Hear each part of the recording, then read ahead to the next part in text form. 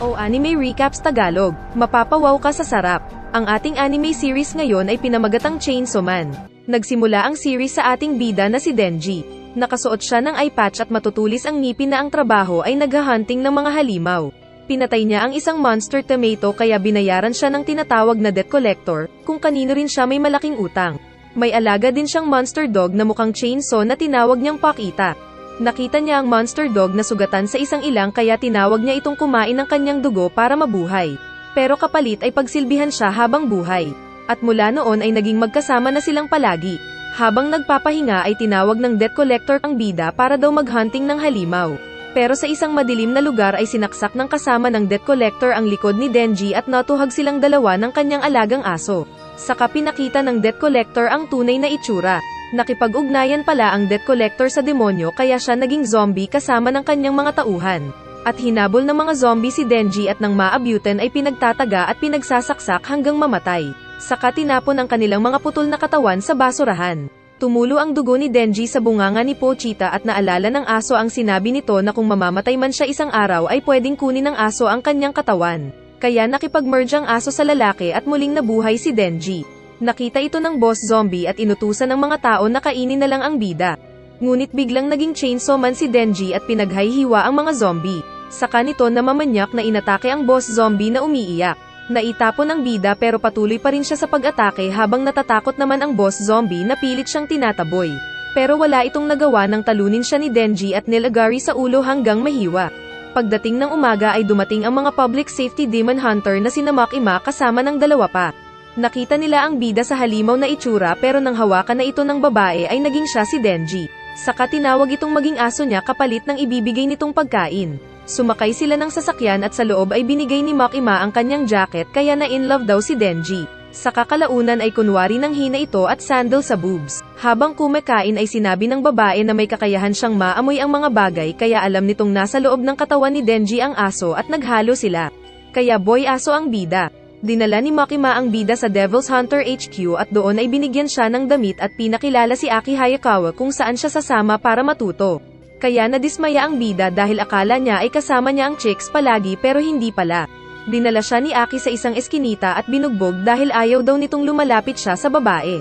Saka sinabing huwag na itong babalik kung ayaw niyang mapatay lang ng kanilang mga kalaban na halimaw. Pero pagtalikod ng samurai ay sinipa ni Denji ang kanyang betlog ng maraming beses kaya siya nagmukhang pangit. Lumaban pa si Aki pero muli siyang sinipa sa itlog kaya nahilo ang loko. Saka binuhat din niya ang lalaki pabalik at nagpalusot na may umataking halimaw na sumisipa ng itlog. Inassign ni Makima si Denji na makabilang sa grupo ni Aki kaya sumama na ang bida sa tirahan ng samurai. Kaso dahil first time nitong makakain ng masarap na tinapay at makaligo sa bathtub ay para itong bata. Nagpunta sila sa isang bahay kung saan may halimaw na kumakain ng manok. Sinabi ni Aki na maging halimaw si Denji at patayin ito pero pinugot ni Denji ang halimaw gamit ang palakol. Kapag ginamit daw kasi nito ang kapangyarihan ay messy at para daw di na masaktan ng husto ang kalaban. Kaya nagalit si Aki at sinabing wag siyang maawa sa mga demonyo dahil walang awa ang mga ito nang patayin ang kanyang pamilya. Saka kumuha si Denji ng sexy magazine para masilip pag mag-isa na lang niya. Kaso ay may kulang pa daw siyang nararamdaman at ito ang paghawak sana sa boobs ni Makima. Pagbalik nila sa office ay may pinakilala si Makima na bagong kasama nila. Pumasok ang babaeng si Power na kamukha ni Denji na matutulis ang ngipin. Ayaw sana ito ni Denji pero nakita nito ang boobs ng babae kaya sumama din siya dito. Habang naglalakad ay may naamoy na kalaban si Power na agad niyang inatake gamit ang kanyang dugo na naging maso. Sinabi ni Makima na dapat kontrolin ni Power ang kanyang bloodlust para hindi sila bigyang pansin ng publiko. Natatakot si Power kay Makima kaya tinuro nito si Denji na siyang nag-utos sa kanya para patayin ang halimaw. Kaya nagsasagutan sila sa harap ng puwet ni Makima. Pero kalaunan ay umamin din si Power na kokontrolin nito ang kanyang bloodlust. Saka muling napatingin si Denji sa boobs ni Power. Kalaunan ay naisip ni Denji na kailangan nilang mag-ingat para walang problema. Nakita ni Power ang isang pusa at nilamas ito at sinabing mas masaya siya sa piling ng mga pusa kaysa tao. Sinabi ni Power ang pagnakaw ng isang demonyo sa kanyang pusa na si Meowie. Pero mas gusto daw ni Denji ang aso. Pero nang sinabi ni Power na papahawak sana niya ang kanyang boobs kung mahilig din si Denji sa pusa. Kaya biglang naging galit si Denji sa halimaw na kumuha sa pusa ni Power. Sa tren ay sinabi ni Denji na nasa puso niya ang namatay na alagang aso. Pero hindi naniniwala si Power kaya napatingin na lang ang lalaki sa boobs nito at naisip na hindi sila pwedeng magsama ni Power. Sinabi ni Makima sa kanyang mga boss na malaki ang pag-asa nito sa bago nilang tao na si Denji. At pinaliwanag ni Makima ang dahilan kay Aki sa loob ng sasakyan na interesting si Denji dahil nagawa nitong mapaamo ang isang halimaw na aso. Nagpunta sina Power at Denji sa isang open field pero doon ay napagtanto ni Denji na nagsinungaling lang si Power sa kanya. Saka pinalo siya ni Power ng maso sa ulo at pinasok sa bahay na naroon. Mayroon palang isang malaking halimaw na paniki kung saan nakipagkasando si Power na bibigyan niya ng pagkain kapalit ng kalayaan ng pusa nitong si Meowie. Pinispis ng halimaw si Denji at lumabas ang dugo sa bunganga nito na ininom ng paniki. Kaya biglang tumubo ang naputol na kamay ng halimaw. Sa kabinalak nitong magpunta ng syudad para kumain ng mga virgin na babae. Ipinaalala ni Power ang kanilang kasunduan at inilabas ng paniki si Meowie.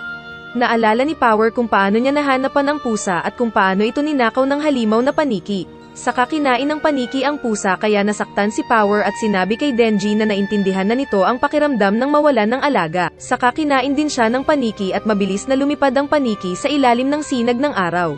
Ngunit nagulat ito nang biglang makita si Denji na nakakapit sa paa niya na sinabing ibalik daw niya ang boobs ni Power dahil sa kanya iyon. Naging chainsaw man ang bida at muling pinutol ang kamay ng paniki. Nahulog sila sa isang gusali at mabilis na pinaalis ni Denji ang babae doon. Sinipa niya ang paniki na tumilapon sa kalsada at doon ay naglaban ang dalawang halimaw. Sa kanilang paglalaban ay nagagawa ni Denji na mailigtas ang mga taong naroon. Binato siya ng paniki ng sasakyan na may pasahero pero sinalo niya ito at iniligtas ang driver saka ibinato pabalik sa paniki ang sasakyan, kung saan sumabog ito sa mukha nito, pero gumamit ito ng shockwave at naitapon ang bida. Saka kakainin sana nito ang kawawang driver pero biglang lumabas ulit si Chainsaw Man na ikinatakot ng paniki. Binato niya ito pero hinati ng bida ang bato. Nagpakawalan ng suntok ang paniki pero nilagari ito ng nagagalit na bida. At kalaunan pa ay nilagari ng bida ang halimaw at lumabas ang mga isaw at ginagawang sisig ng paniki. Naipakita naman si Power na lahat ng mga nakakasalubong ay pinapatay nito at iniinom ang dugo. Ibon, baka at kahit pa oso. Pero hindi nito kinain ang pusa ngunit dahil kinuha ito ng paniki ay naghahunting na siya ng tao pampalit sa pusa. Kalaunan pa ay nagising si Power na hawak sila ni Denji. Nagtanong ito kung bakit pa sila niligtas ni Meowie kahit na nagtraidor siya. Pero tinuro ni Denji ang kanyang boobs. Pumayag si Power na mahawakan niya ito kaya nagsaya ang lalaki pero biglang naputol ang kanyang kamay dahil kinuha ito ng isa pang halimaw at kinain. Chicks daw pala ni Paniki ang dumating na uod na halimaw at sinabi nito kay Denji na dahil cute siya ay pwede na siyang umalis. Pero papatayin daw nito sina Power at Meowie. Sinubukang mag-transform ni Denji pero wala na siyang gasolina kaya hindi lumabas ang kanyang buong chainsaw.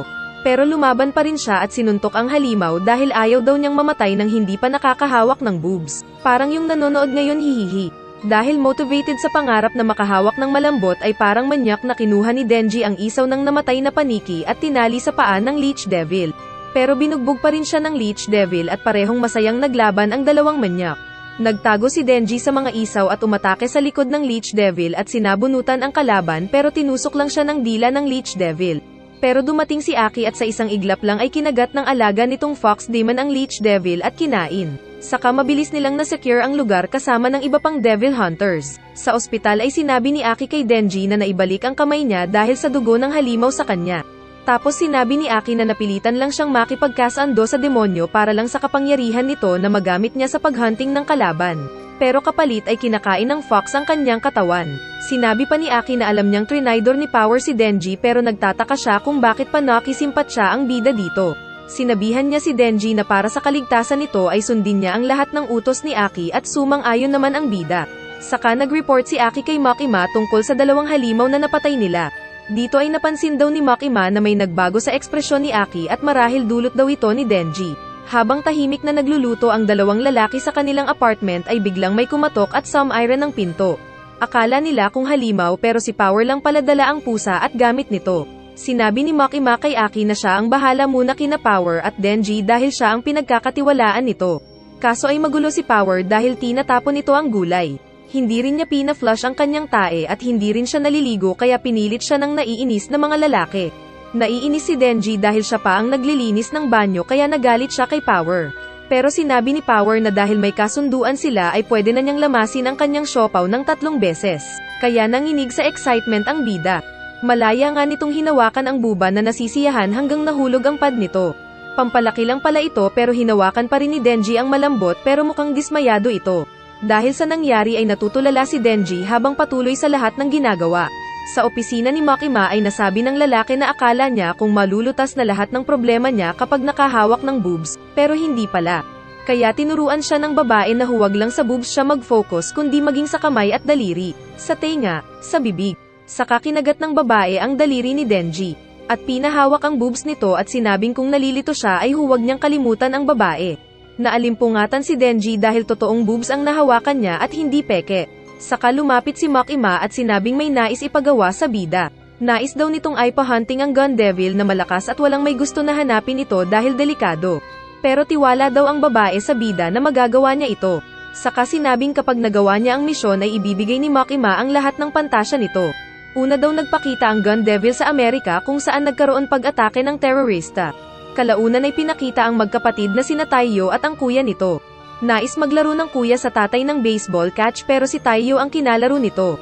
Pumasok si Taiyo sa loob para magsuot ng gloves pero biglang nawasak ang bahay at na-shock ang bata. Kalaunan ay naipakita na ang batang ito ay walang iba kundi si Aki na lumaki bilang Devil Hunter. Sinabi ni Makima na nagkalat ang katawan ng Gun Devil at para itong magnet na nagkakadikit-dikit. At kapag nakain ito ng mga halimaw ay mas lumalakas sila.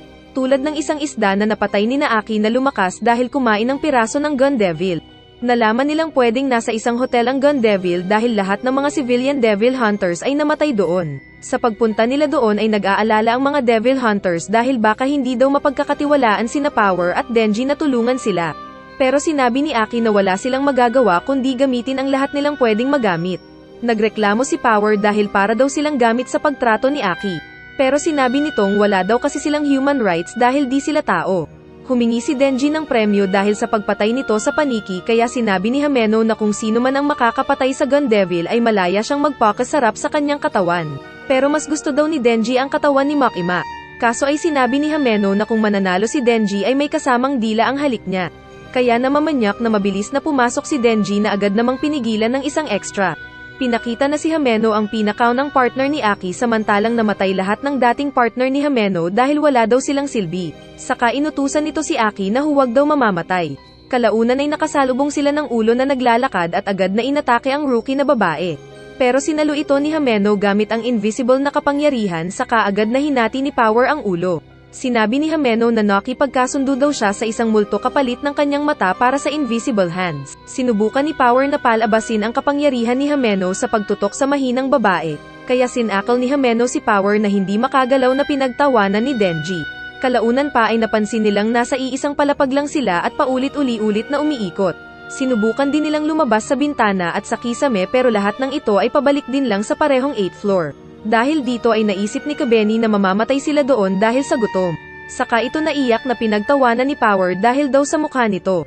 Napansin ni Aki na maging ang oras doon ay tumigil din sa alas 8 kaya sinabi Denji na matulog na lang sila dahil hindi naman umaabante ang oras at natulog nga ito. Kalaunan ay ginising siya ni Hameno at sinabing napagod daw silang lahat sa paghahanap ng labasan. Hinahanap pa rin ni Aki ang halimaw samantalang nag-freak out daw si Arai at nag-lock sa isang kwarto. Ang babae naman ay binalak uminom ng tubig ng Cub-Eta kaya pinatulog ito ni Hameno. Samantalang si Power ay walang tigil sa pagsasalita ng walang silbing bagay. Napansin ni Denji na parehong brand ng sigarilyo ang ginagamit ni Hameno kaya nagkwento ang babae. Sinabi nitong siya ang nag-impluwensya kay Aki na magyosi. Saka pinakita ang kanilang nakaraan na dahil namamitay ang mga naging partner ni Hameno ay kinaiinisan siya ng mga kapamilya ng namatay. Dumating si Aki at kinuha ang sigarilyo at nag-uusap pa sila nang biglang magpakita ang halimaw na mas lumaki. Kumakain ito ng tao kaya mukha itong pinagdikit-dikit na mga bangkay. Nag-offer ito ng kontrata sa kanila na kung sino ang makakapagbigay sa kanya kay Denji ay palalayain niyang makaalis ng hotel. Lumabas ang mahinang babae at binalak na saksakin si Denji pero sinipa lang ni Aki ang kutsilyo at pinatulog ito ni Hameno. Sinubukang tawagin ni Aki Fox Spirit nito pero hindi makarating dahil wala sila sa Tokyo. Inatake ni Hameno ang halimaw gamit ang ghost nito pero walang gaanong epekto sa halimaw at napa-atres pa si Hameno. Sinabi ni Hameno na ang kontrata sa pagitan ng tao at halimaw ay absolute at ang hindi tutupad ay mamamatay. Kaya sinabi ni Arai na patayin nila si Denji at ibigay sa halimaw para makaalis saka na lang sila babawi. Pero ayaw ni Aki dahil demonyo lang daw ang pinapatay nila, na sinang-ayunan naman ni Hameno. Sinabi naman ni Power na patayin nila si Denji para posible nitong makuha ang premyo sa pagpatay sa halimaw. Pero sinabi ni Aki na null and void daw ang kontrata kapag kaibigan ang papatay kay Denji. Sinabi ni Aki na gagamitin niya ang espada kapag dumating sa punto na wala na silang magagawa. Kaso ay sinabi ni Hameno na ipapakain na lang nila si Denji sa halimaw. Kinain ni Power ang lahat ng pagkain dun sa katinuro nitong si Denji ang may kagagawan kahit nabistado na siya. Sinabi ng babae na dahil kaibigan ni Denji si Power ay papatayin din niya ito. Pero pinigilan siya ni Arai. Bigla silang hinabol ng halimaw na nagpakilalang Eternity Devil kaya tumakbo ang mga bida. Pero nag-iba ng estado ang tinatakbuhan nilang gusali. Sinabi ni Nakabeni, Arai at Power na ipakain na lang nila si Denji sa halimaw pero tumanggi si Aki. Saka gagamitin sana nito ang espada pero ginamit ni Hameno ang kapangyarihan para igapo si Aki. Sasaksakin na sana ni Kabeni si Denji pero pumagit na si Aki kaya siya ang nasaksak ng kutsilyo. Sinabi ni Aki na nais niyang patayin ang Gun Devil pero hindi niya magagawa ng mag-isa at kailangan niya ng makakasama. Kaya ayaw niyang mamatay si Denji dahil may guts daw ito para kalabanin ang Gun Devil. Sinabi ni Denji kay Power na patigilin nito ang pagtulo ng dugo ni Aki dahil siya naman ang may kapangyarihang kontrolin ang dugo. Pero sinabi ni Power na dugo lang niya ang kaya niyang kontrolin pero sinubukan pa rin niyang tulungan si Aki. Napagtanto ni Denji na takot ang halimaw sa kanya dahil hindi siya nito binalak patayin kundi ay ang mga tao ang kanyang inutusan. Kaya naisip nitong magpakain sa halimaw at lagariin ito hanggang mamatay sa sakit. Nagpasalamat siya kay Aki at sinabi na kapag nakalabas ang iba doon ay wala na siyang utang kay Aki. Tumalon si Denji sa bunganga ng halimaw at naging Chainsaw Man. Inatake nito ang halimaw gamit ang lagare at matalim na ngipin at nagulat ang mga taong nakakita ng pagiging halimaw niya. Pero sinabi ni Power na kung nauubos ang dugo niya ay nawawala ang kanyang lagare. Sinabi rin ng halimaw na mas mahina na siya ngayon kaysa dati na ibig sabihin ay kilala niya ang dating Chainsaw. Inatake ng halimaw si Chainsaw Man pero kumakain din si Chainsaw ng laman at dugo ng halimaw para lumakas at may pagpatuloy ang pag-atake. Naalala tuloy ni Hameno ang sinabi ng kanyang senior na nababasa ng demonyo ang ugali ng karamihan sa mga devil hunters na honest at dedicated sa trabaho kaya hindi ito natatakot. At sa halip ay ang mga takot na nagmumula sa mga devil hunters ang nagbibigay lakas sa halimaw. Pero kapag siraulo at unpredictable daw ang kaharap ng Gun Devil ay mas natatakot ito dahil hindi niya mabasa ang iniisip ng kalaban. Ito daw ang dahilan kaya marami sa kanilang mga kasama ang namatay na. Ito din daw ang ugali ni Aki na pwedeng maging dahilan para madali siyang mapatay ng Gun Devil. Pero iba daw si Denji dahil unpredictable ito at may pagkasayad sa ulo. Natama ng ulo ni Denji at nahilo kaya inakala ng Eternity Devil na panalo na siya. Pero gamit ang Ghost Hand ay muling pinaandar ni Hameno si Chainsaw Man kaya pinagpatuloy nitong pinagmamanyak ang Eternity Devil. Kapag iniinom nito ang dugo ng kalaban ay lumalakas lang siya kaya para siyang chainsaw na punong-puno ng gasolina. 3 araw na nilagari ni Chainsaw Man ang kalaban kaya nagawa pa ng ibang bida na makatulog. Pagkaabot sa puso ng halimaw ay tinapos ni Chainsaw Man ang kalaban sa isang iglap lang. At nagawa nilang makatakas sa hotel na iyon. Nalaman nilang may piraso ng Gun Devil ang pinatay nilang halimaw kaya pala malakas. Kalaunan pa ay muling nagpatuloy sa pag-monster hunting sina Aki at Hameno at napag-alamang nag-back out sina Kabeni at Arai dahil sa takot kina Denji at Power. Binalak nilang mag-inuman daw ang grupo pero dapat ay sa linggo ring iyon para maimbitahan din nila si Makima. Napapatanong si Hameno dahil interesado daw si Makima kay Denji at posibleng may alam ito sa sekreto ni Denji. Lumabas nga sila at kumain at uminom, at doon ay sinasarili ni Power ang nais nitong pagkain. Kalaunan ay nagtanong si Denji kung nasaan na ang kiss nito na may dila dahil napatay naman niya ang Eternity Devil. Kaya sinabi ni Hameno na magpapakalasing lang ito saglit. Nagpakilala siya at nagulat sila nang sabihin niyang 16 years old lang siya. Pero parang mas interesado si Hameno sa virgin. Nagpakilala din sina Arai at Kabeni. At nang hanapin nila ang iba pang mga baguhan ay sinabi ng isang lalaki na namatay silang lahat kahapon na kinatakot ni Nakabeni. Nagpapantasya si Denji sa halik ni Hameno nang biglang magpakita si Makima na nagtatanong kung sino ang hahalikan ng bida. Kaya pinalitan ni Denji ang usapan tungkol sa Gun Devil. Nagtanong si Aki kay Makima kung alam nito kung bakit interesado ang Gun Devil kay Denji pero sinabi nitong talunin muna siya sa pag-inom ng alak at sasabihin niya. Uminom sila ng madami at kalaunan pa ay biglang hinalikan ni Hameno si Denji nang may kasamang dila kaya sarap na sarap ang lalaki. Pero kalaunan pa, pati suka ni Hameno ay natikman din niya. Kaya pinagtawanan siya ni Power dahil nalunok niya ito. Agad siyang nagpunta ng banyo at doon sumuka. Paglabas nila ay hinanap ni Makima si Denji pero naiuwi na pala ito ni Hameno at ginawang hindi virgin ang 16 years old sa kanyang kwarto. Pinakita ang totoong nangyari na hindi pala nagmomol sina Hameno at Denji at sinuka pa ng babae ang nainom at nakain sa bunganga ng bida. Yaks! Tinawag ni Himeno ang bida kung gusto niyang maka-first time dahil ino-offer nito ang kanyang lips the second. Saka nangaakit ito, pero nagbago ang isip ng lalaki nang makita ang lollipop na binigay ni Makima. At naalala niya ang babae kaya natulog na lang sila. Kinabukasan ay kumain silang dalawa at sinabi ni Himeno na na-blackout daw siya kahapon.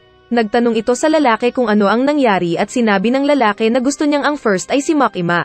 Kaya sinabi ni Himeno na magkaibigan na sila. Gusto ni Himeno si Aki at crush din ni Denji si Makima kaya dapat daw silang magtulungan na makuha ang kanilang mga crush. Kalaunan ay pinakita na sina Makima at isa pa nitong kasama na nag-uusap sa tren nang bigla silang pagbabarilin ng ilang mga tao. Maging ang ibang mga agent ng Devil Hunters ay pinagbabaril din ng mga hindi kilalang tao na mukhang inosente. Kalaunan pa ay pinakita naman ang grupo ng mga bida na nagsasapsap ng mami nang biglang magkwento ang lalaki saka pinakita ang larawan ni Denji kasama ang matandang yakuza.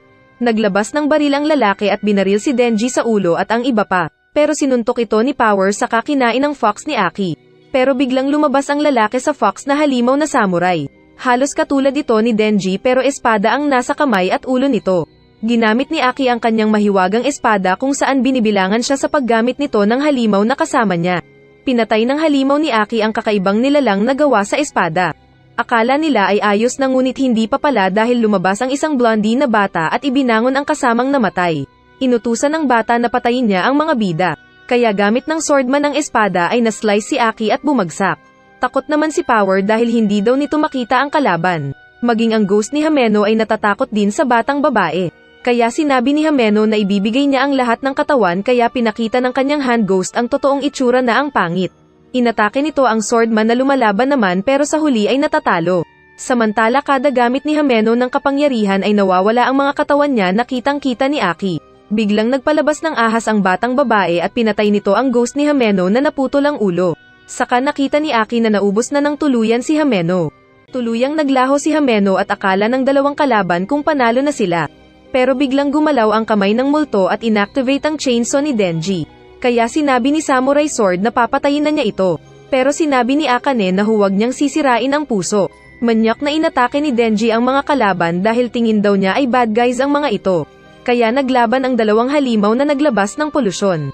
May dalawang dumating na extra at balak barilin ang bida pero sinipa niya ang mga ito. Kaso ay nabigyan ng pagkakataon si Samurai na sugatan siya. Saka siya binaril ng extra kaya hino-stage niya ito. Ngunit ginamit ni Samurai ang samurai attack nito at hinati ang bida at ang extra. Kaya parang chainsaw na binuhat ni Samurai si chainsaw.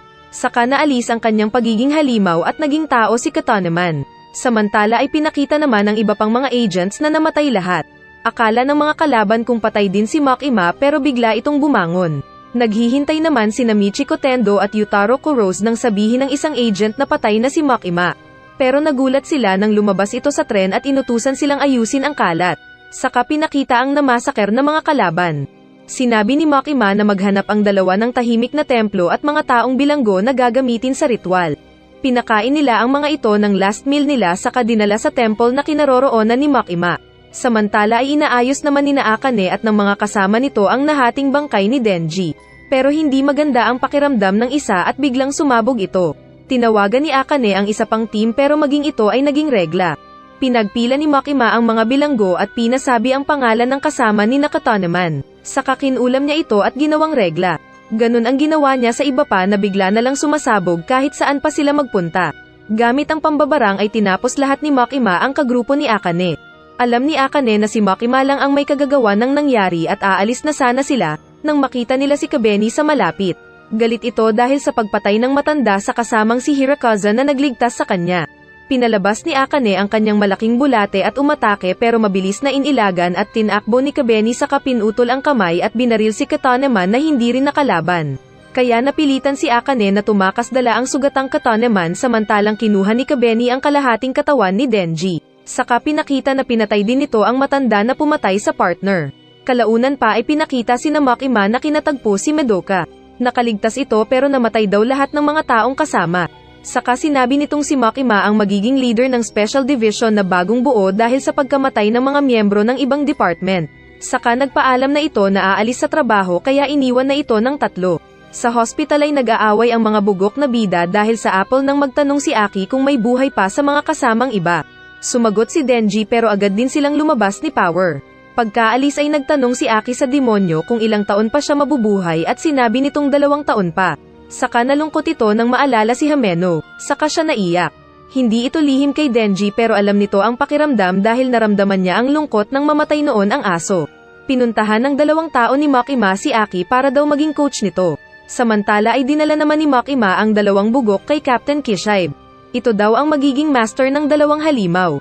Pagkaalis ni Makima ay agad na nagsimula sa paglalaban ang 2. Si Captain Kishibe daw ang pinakamagaling na devil hunter sa organization at agad nitong sinakal ang 2 na nadurog ang leeg kaya hindi makagalaw. Pero agad silang gumaling pagkainom ng dugo. Sinubukan ng 2 halimaw na umatake pero pareho lang silang paulit-ulit na pinagpapatay ni Captain Kishibe. Samantala ay hindi na matawag ni Aki ang Fox Devil dahil daw sa kung ano-ano ang pinakain niya dito. Kaya kailangan daw niyang muling makipagsundo sa ibang halimaw at kailangan din niyang mag-ingat sa iba pang miyembro ng Special Division dahil lahat sila ay delikado. Pinakita na hanggang pagsapit ng gabi ay paulit-ulit na pinatay ni Kishibe ang 2 bugok. Saka naglakad silang pauwi dahil iniwan sila ng lalaki. Pero sa daan ay nagplano ang 2 kung paano nila lalabanan si Kishibe. Kaya kinabukasan sa apartment nila, pagdating ni Kishibe ay naihanda na nila ang ambush plan. Inatake ni Power ang lalaki gamit ang dugong sibat pero nakailag ito. Maging ang maraming nakabating dugo ay ginamit din niya pero nasayang lang ito. Sinubukan din ni Denji na umatake sa likod pero sinipa lang siya ni Captain Kishibe. Saka alam din nitong dahil sa dami ng dugo na nawala kay Power ay nanghina ito. Sinabi ni Kishibe na aalis na pero joke lang pala at muling pinatay si Denji. Samantala ay nagpunta sina Aki at ng 2 sa isang madilim na kulungan kung saan katatagpuin ni Aki ang isang halimaw. Sa loob ng kulungan ay lumabas ang isang baliw na halimaw at nakipag-usap si Aki. Ipinasok ni Aki ang ulo sa tiyan ng halimaw So good. at nakita nito ang hinaharap ng lalaki kaya nagsaya ang loko. Sinabi nitong titira siya sa kanang mata ni Aki. Sasabihin pa sana nito kung paano mamamatay si Aki pero sinabi ng lalaki na hindi siya interesado. Patuloy pa sa pagsasanay sina Captain Kishibe at ng 2 pangit pero palagi lang silang natatalo. Nag-usap sina Makima at Kishibe at sinabi ng lalaki na nagsasawa na daw siya sa 2. Pero ang totoo ay napapalapit na siya sa mga ito at ayaw niyang malungkot kung mamatay man sila sa laban. Saka pinagtapat nito si Makima kung ano talaga ang pakay nito kung bakit hinayaan niya ang pagkamatay ng maraming agents at pagkabuo ng Special Division. Samantala ay natatakot naman sina Akane at Kataneman kasama ng mga tao nilang Yakuza. Tapos pinakita na may secret weapon pala silang nakatago sa gusali. Ito yung kinatakutan ng mga High School of the Dead. Nagtatanong naman ang 2 coach kay Aki kung bakit nais nitong patayin ang Gun Devil na napaka-imposibleng bagay. Pero sinabi ni Aki na kahit mamatay siya sa misyon ay gagawin pa rin niya ang makakaya.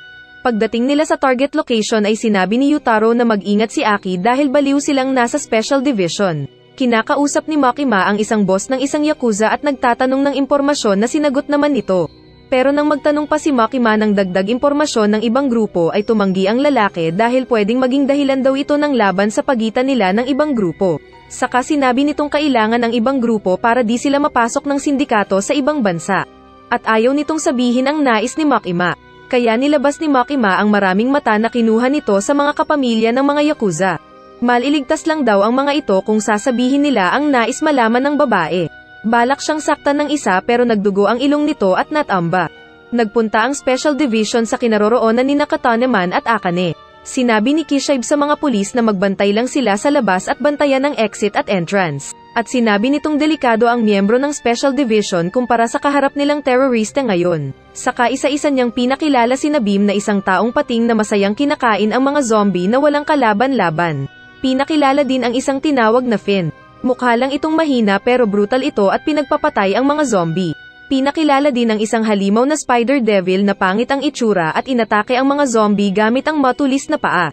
Pinakita din ang tinawag na Angel Devil na kapag malapitan lang daw ay nakakamatay. Humingi ito ng panyo kay Aki na kalmadong binigay ng lalaki. Pero nang babarilin sana siya ay niligtas siya ni Angel Devil.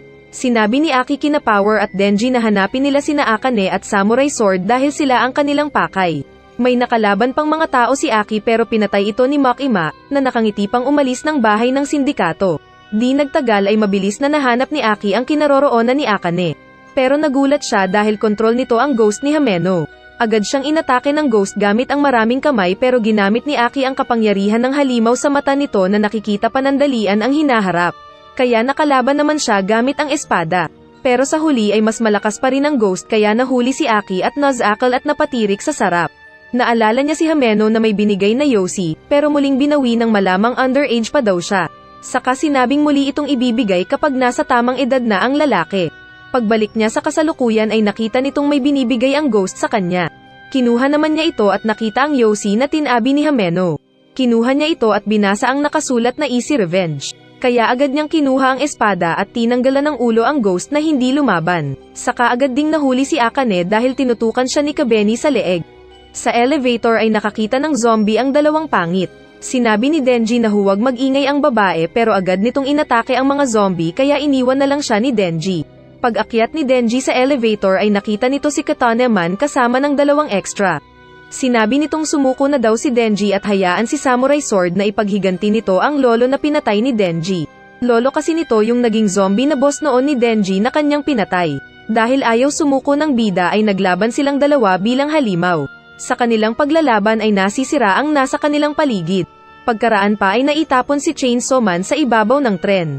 Agad ding sumunod si Samurai Sword at muli silang naglaban sa ibabaw ng tren. Tumalon si Samurai at inatake ang bida kaya sila pumasok sa loob. Natakot ang mga tao kaya agad na pinatigil ng konduktor ang tren para makaalis ang mga ito. May naipit na babae sa tabi ng bida kaya nagawang matanggal ni Samurai Sword ang kanyang kaliwang kamay. Saka din ito sinunod ang isa pang kamay ng bida. Pero sinabi ni Denji na may lagare pa siya sa ulo at muli silang nagkasalubong. Nasira ang nguso ni Denji pero sinabi nitong tanga si Samurai na biglang nahati ang katawan. Dahil dito ay nahuli ni Denji si Katane Man at tinali na shorts lang ang suot. Sinabi ni Katane Man na wala silang magagawa kahit pa nahuli ang kalaban. Pero naisip ni Denji na gagawa daw siya ng tournament. Saka dumating si Aki at inanyayahan ito ni Denji para sa naiisip na kompetisyon. Sinabi nitong kung sino ang makakasipa sa itlog ni Katane Man na mas malakas ang sigaw nito ay siya ang panalo. At kukunin daw nito ang itlog ng bihag bilang premyo. Noong una ay ayaw ni Aki. Pero nang maalala nito si Hameno ay pumayag na rin ito. Kaya habang hinuhuli ng iba ang mga yakuza ay sinisipa naman ng dalawang bida ang itlog ng kawawang basag itlog man. Wala na hindi na siya dadami. Kita ang sakit sa mukha. Nag-report si Makima na nang makakuha daw sila ng mas dagdag na bala mula sa Gun Devil ay nagsimulang gumalaw ang parte nitong pabalik sa katawan. At ito ay kanilang sinusundan. Masaya namang kumain ng tatlong magkakasama at pagsapit ng gabi ay nagyosi si Aki sa labas. Samantalang nanaginip si Denji. Sinabi ni Pakita sa kanyang panaginip na kahit anong mangyari ay huwag niyang bubuksan ang pintong naroon. Saka nagsalita ang isang di pinakitang karakter na kilala si Denji. Nagsimula ang series kay Denji na muling napanaginipan ang batang sarili sa black and white na settings. Tinawag nito si Pochi na sinabing kahit anong mangyari ay huwag na huwag niyang bubuksan ang pinto. Saka din siya nagising katabi ng mga kasamang abnormal sa mundo. Kinausap siya ni Power at sinabi ng bida ang panaginip. Hinawakan kasi ng bida ang mukha ng babae kaya tuloy siya sinuntok ng babae at nasaktan. At bilib na bilib ang babae sa lakas nito. Pagkatapos pa ay naghanda na ang mga bida para sa pagpasok sa trabaho ng mga classes lang ang pwedeng matanggap. Sa opisina ay nakita ni Makima ang naging parang chopsticks na sungay ni Power. Epekto daw ito ng sobrang pag-inom ng dugo kaya kailangan nilang matanggalan ng kaunting dugo ang babaeng kambing. Kaya natakot si Power lalo na nang sabihin ni Makima na mahiram ito. Sinabi ni Power na huwag pero pumayag ang bida na kahit matagal pang pag-eksperimentuhan ni Makima ang may sungay. Sinabi ni Makima na may substitute partner si Denji saka din lumabas mula sa sahig si Beam na biglang niyakap-yakap si Denji. Pero sinuntok ni Denji ang pangit na natamba. Sinabi ni Makima na pating ang makakasama ng bida na hindi pala kaibigan pero gusto kasi nito si Denji. Tapos lumapit-lapit pa si Beam na feeling close na sila ni Denji. Nagtampo naman ito nang sinabi ni Denji na hindi siya mahilig sa bakla. Dahil hindi masaya si Denji ay sinabi ni Makima na mag-date sila. Kaya masayang-masaya naman si Denji kinabukasan na napatalon pa nang dumating si Makima. Sinabi ng bida na hindi alam kung paano makipag-date. Kaya sinabi ni Makima na manunood sila ng anime recap. Nanood nga sila sa theater ng action at nakita ng bida na tumatawa ang mga tao doon maliban lang sa kanilang dalawa ni Denji. Kumain lang sila saglit, saka din ulit sila pumasok para sa next na movie na drama naman. Kaya nakita ulit ni Denji na umiiyak ang mga tao doon maliban lang sa kanila ni Makima. Saka pa sila nanood ng marami pang ibang movies at lahat ay hindi na-appreciate ni Denji samantalang nakukulangan naman ng quality si Makima. Inabutan na sila ng gabi at sa daan ay sinabi ni Denji na hindi lang siguro niya naiintindihan ang mga movies. Pero sinabi ni Makima na kapag nakakita sila ng isang magandang movie ay pwedeng magbago ang buhay ni Denji. Kaya nanood pa sila ng isa pa nang silang dalawa lang. Napanood nila ang isang lalaki na umuwi sa tahanan at niyakap ng ina. Kaya naiiyak si Denji na natouch at paglingon ay nakitang naiiyak din si Makima. Sa daan pa uwi ay nagtanong si Denji kung may puso ba siya. Kaya walang ano-ano na biglang pinakinggan ni Makima ang puso ni Denji na may tibok. Kaya nagulat ang bida at masaya nang sinabi pa ni Makima na mayroon siyang puso. Saka na din umalis ang babae. Dahil dito ay naging masaya si Denji kinabukasan at nagbigay pa siya ng donation para sa mga nagpapalimos sa kalsada. Binigyan siya ng bulaklak ng mga ito na kinain ng buo ni Denji, kaya nagtaka ang mga tao dahil weird ang bida. Pero nagpasalamat si Denji sa bulaklak pag-alis. Sa isip ni Denji ay nais niyang maging GF si Makima balang araw habang hawak-hawak ang dibdib. Biglang umulan. Tapos nagulat si Denji dahil lumabas si Beam mula sa ilalim ng lupa na masaya sa tubig na lumalangoy sa lupa. Pero pinagtago siya ni Denji dahil baka may makakuha ng video sa pating at biglang maging sikat sa Facebook at lagot sila. Kaya nagtago naman agad ang Landshark. Pumasok si Denji para sumilong sa isang phone booth. Nang isa ding babae ang pumasok na patawa-tawa na parang baliw. Kaya nagtataka ang bida. Pero biglang naiiyak ang babae dahil namatay daw ang aso nito at naalala niya nang makita ang mukha ni Denji. Biglang naduduwal si Denji na yumuko. Pero pagtayo nito ay kinuha pala ang bulaklak na kinain niya kanina at ibinigay sa babae. Yaks! Naging masaya naman daw ang babae at kasabay nito na tumigil ang ulan. Kaya umalis na ang babae na sinabi pang nagtatrabaho ito sa isang kafe kaya pasyalan siya ng bida. Naglakad-lakad ang babae at pumasok sa work. Inutusan siya ng boss na ihatid ang order ng customer nila. At nagulat ang babae dahil si Denji ang nakita nitong nakaupo sa mesa na sinabi niyang ang bilis naman makarating doon. Sinabi ni Denji na tinawag kasi siya ng babae. Kaya tumabi ang babae kay Denji at sinabing mag-inuman sila. Saka pa nito tinawag ang boss na mag-serve sa kanila ng kape. Sinabi ng boss na dapat ay siya ang waitress pero napilitan din itong naghanda ng kape. Ininom naman ni Denji ang kape at sinabing lasang tubig daw ito na mula sa kanal. Kaya patawa-tawa naman ang babae na parang kiniliti sa joke. Tapos pahawak-hawak pa kay Denji kaya inisip ng lalaki na turn on na sa kanya ang babae. Sa kinaroroonan naman ni na Angel Devil at Aki ay sinabi ng samurai na kailangan nilang mahunting ang Gun Devil. Tinatamad ang Angel Devil na magtrabaho at sa halip ay humingi ng ice cream. Pero pinagbantaan na siya ni Aki. Ngunit parang mas gusto pa daw ni Angel Devil na mamatay kaysa magtrabaho. Kaya naalala ni Aki ang sinabi ni Makima na pinatay lahat ni Angel Devil ang mga tao sa pinagmulan nito dahil sa kakaibang power nitong maka-absorb ng buhay kapag nagka-skin-to-skin touch. Saka din ito nako-convert sa energy na ginagawa niyang special magical weapon katulad ng gamit niyang espada. Kalaunan pa ng papalubog ang araw ay may halimaw na panatay ni Aki at kasama pa rin niya si Angel Devil. Sa tingin ni Angel Devil ay parang masarap daw iyon na kainin. Aalis na sana si Aki nang pigilan siya ni Angel Devil dahil may nakita itong lalaki mula sa intestines ng halimaw na buhay pa. Pero mamamatay din lang ito. Hiningi ng nag-aagaw buhay na patayin na siya. Kaya sinaksak nga ito ni Aki para hindi na maghirap. Nag-order ulit si Denji ng pagkain na inayos ng cook. Samantalang nag-aaral naman daw si Reze. Dahil umupo sa ibang mesa si Denji ay muli siyang tinabihan ni Reze at sinabing tuturuan itong magbasa dahil hindi pa alam ni Denji. Pero itlog ng lalaki ang isinulat nito na naintindihan ni Denji dahil itlog lang ang alam niyang basahin. Kaya natawa na naman ang nagpapakyut na Reze. Sinabi ni Denji na sana ay mabigyan din siya ng pagkakataon na makapag-aral kasama ni Reze. Kaya umakbay si Reze at seryosong sinabi kay Denji na pwede silang magpunta ng paaralan sa gabi nang silang dalawa lang. Ipinakita naman ng isang lalaki na nagsasalamin at duguan dahil isa itong psycho na killer. May kausap siyang demonyo at kontrata nilang kapag nakuha nito ang puso ng Chainsaw Man ay magiging pag-aari niya ang kapangyarihan ng demonyo. Saka din niya muling nilapitan ng biktima nitong babae para patayin. Pagsapit ng gabi ay magkasamang nagpunta sina Denji at Reze sa paaralan ng babae. Nag-holding hand sila at sa isip ng bida ay nagkakasala ang kamay niya kay Makima na totoong gusto niya. Sa classroom ay nalaman ni Reze na talagang hindi nag-aral si Denji dahil kahit 16 years old na siya ay hindi pa rin siya marunong magbasa. Sinabi ng babae na hindi daw yun normal para sa buhay ng isang teenager na Denji dahil pumapatay na siya ng mga monsters imbes na mag-aral sana siya.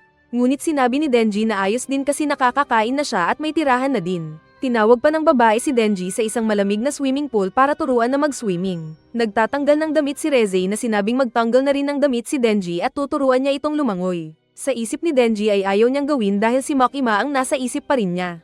Subalit lalaki lang siya idol kaya nagtanggal din ng saplot. Hindi rin niya nakontrol ang sarili at tumalon siya sa tubig dahil tinawag siya ni Reze. At naging masaya silang dalawa sa paglalaro sa tubig na parang walang mga babayaran na mga bills. Tinuruan nga ni Reze ang naging masayang lalaki na sa unang pagkakataon ay kaharap ang walang damit na babae.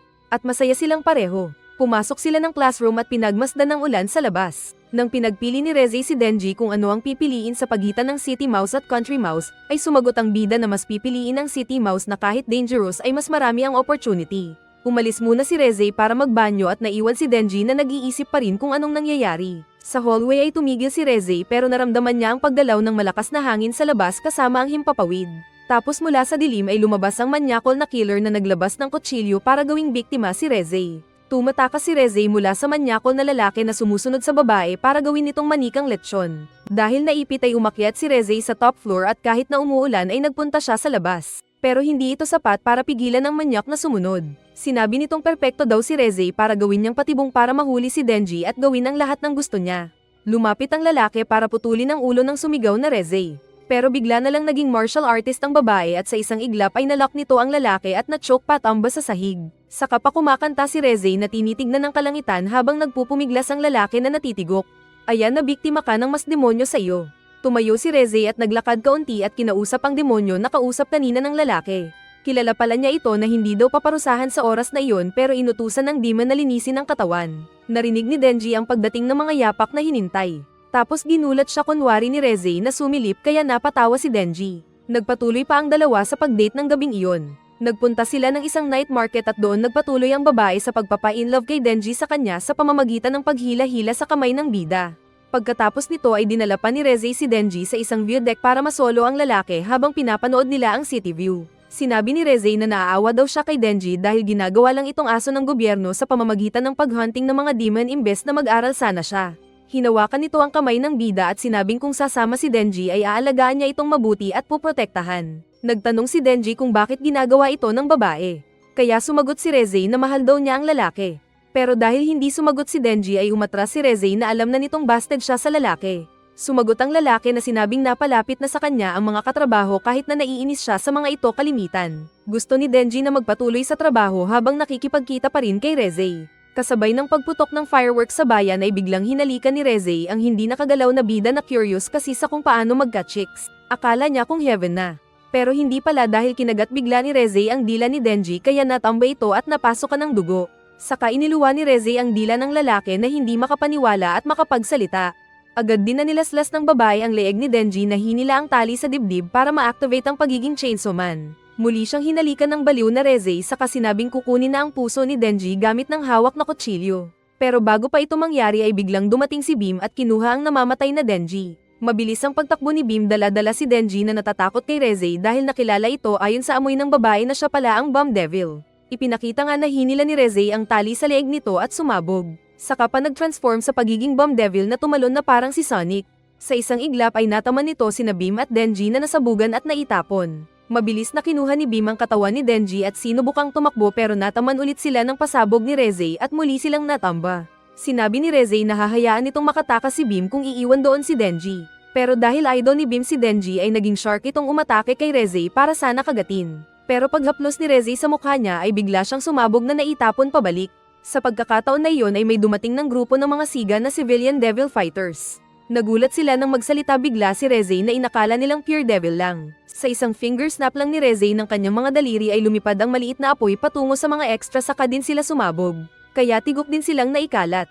Pero paglingon ni Reze ay wala na sina Beam at Denji. Samantala ay nasa Division 2 si Aki na sinasanay ang mga devil hunters doon na bugbog dahil hindi makasabay kay Aki. Dumating si Komo na boss doon at nagpasalamat kay Aki at inaya itong bumalik na sa Division 2. Nagpasalamat naman si Aki na sinabing pag-iisipan muna ito. Habang naglalakad paalis ay sinabi ni Angel Devil na alam na nitong hindi tatagal si Aki at mamamatay bago pa ng 5 taon dahil sa kontrata nito sa isang demon. Natigilan sila sa pag-uusap nang bigla siyang tinawag ni Komo para may ipakita. Naroon na pala si Beam hawak ang katawan ni Denji na walang malay. Pagdating ni Aki ay sinabi ni Beam ang paparating na Reze na sinabi niyang Bomb Devil na kasamahan ng Gun Devil. Kaya nagtanong si Aki kung paano nalaman ni Beam na kasama ng Gun Devil si Reze at sinabing papatayin ito kung hindi sasagot. Pero ipinaintindi ni Beam na hindi siya pinapayagan ni Makima na magsalita. Itinuro ni Beam ang lumalapit na Reze na kaagad namang sinalubong ni Komo at sinabing bawal ang mga sibilyan doon. Kunwari nagpapatulong si Reze na nasa delikadong sitwasyon. Pero nakita nilang nakangiti naman ito at mukhang scam. Kaya kaagad nag-utos si Komo na umalis na sina Aki at dalhin si Denji. Saka pinatawag ang lahat ng kasapi ng Division 2. Pag-alis ni Aki ay inutusan ni Komo ang 2 tauhan na patayin si Reze na huwag isipin na tao. Dahil nabisto na si Reze ay wala siyang magawa kundi hinila ang tali sa leeg para mag-transform. Pero mas mabilis ang 2 agent na kinagat ang mga kamay at kinulam ang tiyan ni Reze na nilagyan ng lason. Kaya nagsuka si Reze ng dugo na hindi daw makakapag-heal hanggat nasa katawan nito ang kulam nila. Balak ng mga agent na hintayin na mamatay si Reze.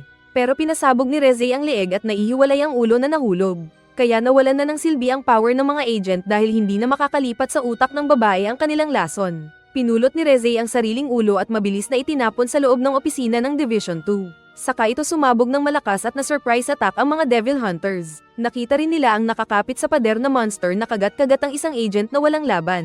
Nag-utos si Kumo na huwag nilang hayaan na makalapit ito kina Aki. Siya ang hinabol ng pugot na katawan ni Reze na sinubukan pa niyang gamitan ng Curse Spirit pero umiwas ito at nadikitan ang katawan niya. Saka din naging suicide bomber ito at sumabog ng malakas ang gusali na iyon. Pero walang problema kay Reze dahil umiinom lang siya ng dugo ng mga tao at nakaka-recover kagad. Tinutukan siya ng ilan pang mga agent ng baril. Pero mabilis din niyang pinasabog ang mga ito gamit ng firebomb kaya naging karne ang mga agent. Umatake si Kumo sa likod niya gamit ng cursed spirit nitong Fox. Pero nakailag si Reze na agad nagpunta ng harap niya. Naghanda ng firebomb si Reze para sana pasabugin ang mukha ni Kumo. Pero bigla siyang kinain ng Spirit Fox na pinakawalan ng dumating na Vice Captain na halos kaparehas ni Aki ng style. Akala nila kung tapos na ang kalaban. Pero biglang sinabi ng Fox na pangit ang lasa ng ipinakain sa kanya kaya nagreklamo at umalis. Dahil dito ay napakawalan si Reze kaya naghanda ang dalawa para labanan ng kalaban. Mabilis namang sumakay ng sasakyan sina Aki at ng mga kasama. Pero biglang nakakita ng vision si Aki at natigilan ito. Saka din tumalon sa harap nila ang demon na Reze na tumayo at hawak-hawak na nito ang parehong mga ulo ni Kumo at ng Vice Captain. Sinabi ni Reze na ginawa ito para maipakita kung gaano siya kalakas at sinabing iwan na nila si Denji kung ayaw mamatay. Subalit kaagad na pinatakbo ni Aki ang sasakyan palayo. Kaya ginamit ni Reze ang bomb explosion para makalipad sa ere at masundan ang mga bida. Dumapo siya sa bubong ng sasakyan at susuntukin na sana ito ng apoy. Pero isang mabilis na Kung Fu Master ang humabol na dumating at sinipa si Reze na naitapon palayo sa mga bida. Nagpatulong pala si Aki ng reinforcement. Muling tumayo si Reze at sinabayan ng pagsalo sa malakas na sipa ng Kung Fu Master. At nagulat ang Taijutsu practitioner dahil walang epekto sa kalaban. Naghanda ng laban si Reze kaya natakot ang nakamaskara at sinabi sa mga kasama na malakas ang kalaban kaya umatras na sila. Saka din ito kaagad na nagtago sa loob ng isang bahay at sinabing hindi lalaban kay Reze. Narinig ni Reze ang pagsigaw-sigaw ng isang agent na labis ang pagkatakot sa nakitang halimaw na napansin siya. Sinabi nitong aalis na siya sa trabaho basta huwag lang siyang patayin ni Reze. Samantala ay patuloy sa pagtakas sina Aki habang pinapainom ng dugo ni Angel Power ang bida para mag-recover. Sa ere naman ay patuloy lang sa paglipad si Reze gamit ng firebomb nito bilang thruster. Lumapag si Reze sa isang truck na nasa likod ng sasakyan ng mga bida. Pinipilit ni Aki na makontak ang mga kasama pero nasira ang transmitter ng sasakyan kaya siya naiinis. Nag-iisip siya ng paraan kung paano makatakas ng biglang maging chainsaw man si Denji at nilagari ang bubong ng sasakyan. Lumabas siya kahit na pinipigilan ni Aki dahil hindi pa siya nag-heal at galit ito dahil ang gusto lang naman niya ay mag-chicks pero bakit panay complicated ang nakakasalubong niya. Napagtanto daw niyang lahat na lang ng mga babae ay gusto lang ang puso niya paano naman siya. Sinabi ni Reze na gusto naman talaga si Denji, kaya muntik pang mauto ulit ang bida kung hindi lang siya sinabihan ni Aki na joke lang yun. Kaya sinabi na lang ni Denji na magiging honest na lang siya kay Makima. Narinig ito ni Reze na kilala din pala si Makima. Hinanda ni Denji ang dalawang chainsaw sa kamay para umatake samantalang open arms naman daw siyang tatanggapin ni Reze. Tumalon si Denji para manghiwa at iniwasan ang nag-aapoy na suntok ni Reze. Nakaiwas din si Reze na tumalon sa kasinuntok ang tuktok ng truck kaya ito sumabog at dahil dito ay naitapon si Denji sa isang gilid. Saka pa siya muling sinuntok ni Reze ng fire punch nito at mas nasaktan si Denji. Sinabi ni Reze na galingan pa ni Denji ang paggamit ng power nito dahil ang totoo ay malaki ang potential niya. Pero may apoy pang bomba si Reze na ikinabit sa chainsaw ni Denji saka din ulit pinasabog ng nakapanti lang na babae. Ganun pa man ay muling nag-activate ang chainsaw ni Denji at lumapit. Ngunit mas malaking klase ng pagsabog ang hinanda ni Reze para sa kanya. Kaya naitapon ng mas malayo si Denji na parang kwitis sa ere. At doon ay isang kisap na sinundan siya ni Reze at ginamitan ng sipa nitong naging missile bomb na sumabog sa ere. At mas lalong bagsak si Denji na sumabog. Ipinakitang nahati ang katawan ni Denji na buhay pa rin at pinipilit mag-regenerate. Pero pinulot siya ni Reze at sunod-sunod pang pinasabog kaya mas nababawasan ang katawan ni Denji. Patuloy lang niya itong ginawa sa harap ng mga saksi sa pangyayari. Dahil dito ay naging bangkay si Denji na walang kamay at paa na binitbit ni Reze para umalis na. Hindi niya napansin na isa pala si Aki sa kunwari nakahandusay sa mga namatay at mabilis na hinati ang kamay ni Reze kaya nahulog si Denji. Mabilis ang pag-regenerate ng katawan ni Reze na sumuntok at naiwasan ni Aki dahil nakikita ng lalaki ang split second sa hinaharap. Nagawa niyang makaiwas sa mga sunod-sunod na brutal na pag-atake sa kanya ni Reze pero hindi daw siya pwedeng magkamali kahit maliit lang dahil tigok siya. Nahiwan niya ang kamay ni Reze pero natigilan siya saglit kaya naabutan siya ng bilis ni Reze na sumuntok kaya sumabog ang kinaroroonan nila. Dumating pala ang backup nilang kung fu na hinawakan si Aki kaya ligtas pa ito. Sinabi ni Reze na unfair yata ang laban nila dahil 1 versus 2 at humingi ng time first. Nagtanong si Dr. Quack Quack kung pagbibigyan ng kalaban pero sinabi ni Aki na hindi pwede. Dahil dito ay nagseryoso si Reze at kasabay na lumabas ang napakalaking si Typhon na literal na bagyo ang dala. Kaya nagreklamo si Dr. Quack Quack. Pinagmasdan naman ni Angel Devil ang isang babae hanggang mamatay at sinabing pupunta ito ng langit pero kukunin niya ang dugo. Dinala niya ang katawan ng babae at ipinainom nila ang dugo sa tulog na katawan ni Denji. Hinila ni Beam ang tali ni Denji kaya bigla siyang bumangon na kompleto ulit kaya nagsaya si Beam. Sinabi ni Angel Devil na marami ng mga namatay na tao kaya dapat magdesisyon na ang bida kung hayaan siyang patayin ni Reze o siya ang papatay dito. Ang problema ay wala silang idea kung paano patayin si Reze. Nagtanong si Angel Devil kay Beam kung anong nalalaman nito tungkol kay Reze kung ayaw ding mamatay. Pero sumagot itong napakalakas ni Lord Chainsaw dahil sa pagwagayway nito ng kanyang mga chainsaw. Biglang naintindihan naman daw ito ni Denji dahil nakita kung paano lumaban si Aki kanina at dapat din niyang malaman ang tunay na lakas. Pinag-transform nito si Beam sa pagiging pating at sumakay para gawin na kabayo. Hindi ganun ang in-expect ni Beam at sinabi pa ni Angel Devil na subukang gawin ni Denji na tali ang chainsaw nito para tumalon sa mga gusali. Pero nakumbinsi din ng land shark na kabayo siya kaya mabilis ang dalawang baliw na tumakbo sa mga gusali para sumali sa laban. Nakita sila ni Reze na napapatawa sa diskarte ni Denji. Magkasama sina Typhon at Reze na kalaban ng chainsaw at ng pating na sinubukang makalapit. Samantalang ramdam ng mga walang magawa na tao ang lakas ng bagyo sa paligid dahil sa kaiju battle. Mabilis ang pagtapon ni Reze ng mga firebomb nito na iniiwasan naman ng pating na mabilis din ang paggalaw. Tumalon sina Denji at Beam para malapitan si Reze pero protektado siya ni Typhon. Saka pa nagtapon ng malakas na apoy si Reze kaya sumabog sina Denji at Beam. Subalit nakalapit ang chainsaw mula sa itaas at nalagari ang isang paa ni Reze. Kaya sinabi ni Denji na sayang daw yung sexy na paa ni Reze na sa halip sana ay romansa ang ginagawa dito.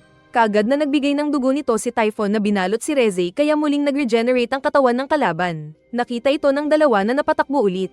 Dahil sa lakas ng hangin ni Typhon ay natatangay nito si Angel Devil na kaagad hinawakan ni Aki. Sinabi ni Angel Devil na hayaan na siya ni Aki para maranasan din itong mamatay dahil masyado na siyang nabuhay ng matagal na panahon. Pero tahimik lang si Aki na hawak ang polo ni Angel Devil. Dahil sa lakas ng hangin ay natangay si Angel Devil na inakala kung matitigok na siya. Pero sinundan pala siya ni Aki na hinawakan ang kamay nito habang nakakapit sa isa pang poste. Kaya nagulat si Angel Devil na nagtanong kung gusto na bang matigok ni Aki. 2 buwan daw na buhay ni Aki ang nawala dahil sa paghawak nito sa kamay ni Angel Devil na ganun ang power. Sinabi ni Aki na ayaw niyang mamatay pero sawa na siyang makitang palaging natitigok ang mga tao sa paligid niya saka niyakap si Angel Devil. Mabilis ang pagtakbo ni Beam na tumalon sa malaking buhawi saka nagpalipat-lipat sa mga lumilipad na bagay. Saka pa sila pinatamaan ng mga missile ni Reze na sinusundan ng mga bida at sumasabog ang paligid. Ngunit nagawa ni Denji na mapahaba ang chains nito at isa-isang hinawi ang mga lumilipad na firebombs ni Reze. Pero itinapon sila ni Typhon sa loob ng isang gusali. Hindi pa tapos dahil sinundan sila ni Reze at mabilis na tinulak si Denji kay nagkahiwalay sila ng nahulog na beam sa labas. Binalak umatake ni Denji sa babae gamit ng mga lagare.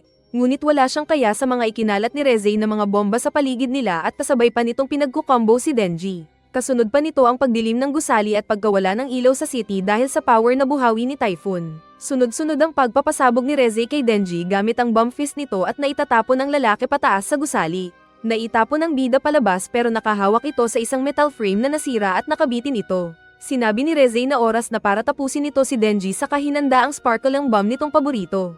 Pero biglang naglaho si Denji dahil dinala pala ulit siya ni Beam at paakyat sila ng gusali. Kinakain ng malaking buhawi ang gusali kaya napagtanto ni Denji na sisirain nito ang syudad kaya kailangan muna nilang patayin si Typhon. Kaya nagpatangay sila sa loob ng buhawi at nakita naman sila ni Typhon na sinabing papatayin si Denji. Nag-charge si Denji sa kaagad silang nagpatihulog para puntahan si Typhon. Pero ginagamit ni Typhon ang mga bagay na tinatangay ng kanyang buhawi at sinubukang sagasaan sina Denji at Beam na napapasigaw habang umiilag. Muling nakasakay si Denji kay Beam at sinabing itapon siya, na ginawa naman ni Beam. Kaya nakalapit si Chainsaw Man kay Typhon at ginamit ang mga chainsaw nito sa katawan at pinaglalagari ng wantasawa ang malaking baby na kalaban. Pero nagawa pa rin siyang maitapon ni Typhon gamit ng malaking galamay. Tinawag ni Denji si Beam na mabilis naman ang paglapit kay Denji at nakasakay ulit ang manyak na bida. Gamit ang bilis ni Beam at ng lakas ng chainsaw ni Denji ay pinaikot-ikutan nila ang katawan ni Typhon kaya ito nalagari at nagdugo. Napapasigaw si Typhoon na nasasaktan at pinapaalis si Denji. Ngunit nagpatuloy lang si Denji sa paglagare sa katawan ng malaking baby hanggang matigok ito at nanghina ang power. Dahil dito ay naibuhos ang marami niyang dugo sa city na parang tsunami at naligo sila ng kulay red. Saka ipinakitang bagsak na si Typhoon na namatay.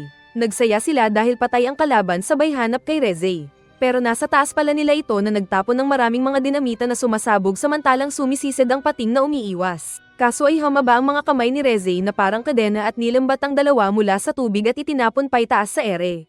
At doon ay malaya niyang ginamitan ng fire snap bomb ang mga bida at nagkaroon ng matinding pagsabog. Naitapon si Denji sa ere na patuloy na pinasabog ni Reze. Sumunod ito at hinuli si Denji gamit ng mahabang kamay at iwinasiwas ang bida na nakawala dahil nilagari ang kamay ni Reze. Pero parang unlimited ang pagpapasabog na ginagawa ni Reze sa ere kaya nasasaktan si Denji. Tatamaan pa sana ito ng isang malaking nuclear missile ni Reze pero iniligtas siya ni Beam. Kaso nga lang ay si Beam ang nasabugan at napasokan ng dugo. Saka pa ito inapakan ni Reze na sumabog. Hindi pa tapos dahil sinundan siya ng babae at pinagbubugbog ang katawan nito na pinondohan niya ng maraming mga bomba, kaya sumabog ng malakas. Bumulusok si Beam at bagsak na ito. At mula sa bunganga ay lumabas si Denji na nagpasalamat sa pating. Subalit sinundan sila kaagad ni Reze na sinabing sumuko na ang bida. Pinaandar ni Denji ang lagare pero pinasabog siya ulit ni Reze kaya siya naitapon. Napadpad sila malapit sa dagat at sinabi ni Denji na dapat ay hindi na siya tinuruan ni Reze kung paano lumangoy at pinatay na kaagad noong unang magkita sila. Naghanda ang dalawa para sa final duel. Ginamit ni Reze ang fire snap nito na inilagan ni Denji na ginawang chain sa mga sariling kamay at mabilis na ikinalat-kalat ito sa paligid na pilit iniwas-iwasan ni Reze. Pero sa huli ay nagawa siyang mahuli ni Denji kahit manlaban pa, at may tali silang magkadikit ang katawan. Saka din agad na nagpahulog sa tubig para hindi na makagawa ng pasabog si Reze. Habang nahuhulog sila ay naalala nilang dalawa ang good times nilang magkasama sa swimming pool. Sinubukan pang gumawa ng apoy ni Reze pero namatay lang ito dahil sa tubig. At tuluyan na silang lumubog sa pinakailalim ng dagat na naitali sa isa't isa hanggang pareho na nawalan ng hininga. Paggising ni Reze ay nasa tabing dagat na siya na nakadamit at katabi niya ang nakaupo na Denji. Naroon din ang napagod na Beam na nagligtas sa kanila. Nagtanong ang babae kung bakit binuhay pa siya ng bida. Sumagot si Denji na naging maganda na ang buhay niya dahil kumakain araw-araw. Nakikipaglaban man siya pero nakakapagpatawad siya kagad sa kasunod na araw dahil ang gusto lang naman niya ay may pagkain araw-araw. Ayaw daw niyang ibigay sa Devil Hunter Association ng babae dahil magiging tiniki yun sa kanyang lalamunan habang buhay niya na ayaw niyang mangyari. Nagtanong si Reze kung paano kung patayin na siya nito sa oras ding iyon. Sumagot si Denji na basta tulad ni Reze na chicks ay walang problema. Kaya napatawa si Reze na sinabing pagkatapos ng nangyari ay hindi na niya magugustuhan si Denji. Nagpanggap lang siyang may gusto sa lalaki noong una pero pamalya daw siya. Saka din agad na naglakad si Reze palayo na sinabing tatakbo na palayo. Humabol si Denji na sinabing gusto ba ni Reze na tumakas silang magkasama. Ngunit sinabi ni Reze na marami na siyang pinatay na mga tao at kung sasama si Denji ay magiging accomplice ito sa krimen na nagawa ng babae. May pagkagusto pa rin daw kasi si Denji sa chicks at alam nitong noong lumalangoy silang pareho sa swimming pool ay totoo ang ipinakita ng babaeng nararamdaman sa kanya. Natigilan si Reze, saka agad niyakap si Denji na kunwari gusto pang mahalikan. Pero sinaktan nito ang lalaki na natamba at sinabing madali itong maloko. Dapat siyang mag-ingat at huwag maging uto-uto saka din umalis. Pero sumigaw pang nagpahabol si Denji na magkita ulit sila sa kafe sa parehong oras. Kalaunan pa ay kumuha ng pera si Denji at saka din nagdala ng bag na pinaglagyan ng gamit. Nagpaalam ito sa isang pusa at saka din umalis. Dahil sa paglalaban ng mga monsters ay maraming mga tao ang namatay na kinolekta ng mga pulis. Naroon din sina Aki at Kishib at nagkwento ang matanda tungkol sa isang secret room sa Russia kung saan pinag-eksperimentuhan ng mga tao. Naging trending ito panandalian pero sa pagdaan ng panahon ay nawala na ito sa atensyon ng mga tao. Pero sinabi niyang isa sa mga nakunan sa litrato na batang pinag-eksperimentuhan noon ay si Reze. Ipinakita si Reze na naglalakad sa matao na lugar. Nagpunta siya ng isang train station para sana umalis na. Ngunit pinagmasdan niya ang bulaklak at may naalala. At pag-alis ng tren ay nagpaiwan siyang sadya. Naglakad si Reze para puntahan ng kafe kung saan siya nagtatrabaho para makita si Denji gaya ng usapan nila. Tinatahak na niya ang makipot na daanan at malapit na siyang makarating ng kafe. Nang biglang maraming mga daga ang lumabas at nagkapatong-patong sa tatahakin niyang daan. Bigla itong nagsalita kaya agad hinawakan ni Reze ang tali sa leeg. Ipinakitang si Makima pala ito na alam ang lahat ng pinag-usapan nila noon ni Denji tungkol sa kung anong daga ang gusto ni Denji sa pagitan ng city at country mouse. Hihilahin sana ni Reze ang tali pero naputol bigla ang kanyang kamay dahil sa isang sibat mula sa itaas. Nag-teleport si Reze sa likod ni Makima para saksakin ito ng kutsilyo. Pero muli siyang nataman ng sibat sa dibdib kaya siya nanghina. Si Angel Devil pala ang may kakayahan nito na nakatayo sa itaas ng gusali na malakas din pala. Sinubukan pa ng nanghihinang Reze na hilahin ang pangpalakas nito sa leeg. Pero pinigilan ni Makima ang kamay niya kaya tuluyan nang nanghina si Reze na nauubusan ng dugo. Sa isip niya ay si Denji ang gustong makita na nasa kafe lang at naghihintay sa kanya. Nagtataka siya sa sarili kung bakit ayaw niyang patayin ang lalaki noong una silang magkita. Saka din ito namatay sa pagkaubos ng dugo na dilat ang mata. Alam din ni Makima kung bakit hindi sinunod ni Angel Devil ang utos niyang ma-assist si Aki para patayin si Reze. Pero alam niya din ang totoo na mabait si Angel Devil at ayaw ang pagpatay. Saka din natapos ang kwento. Nalungkot ako sa ending na namatay si Reze dahil biktima din lang pala siya ng ibang mastermind. Tingin ko tuloy kay Makima siya ang hidden na kalaban. Sino sa tingin mo ang mas bagay ni Denji? Si Makima ba o si Reze? Comment mo na yan Lods at palike na rin ang ating video. Samantala sa cafe ay naroon si Denji na naghihintay kay Reze dala ang binili ng mga bulaklak.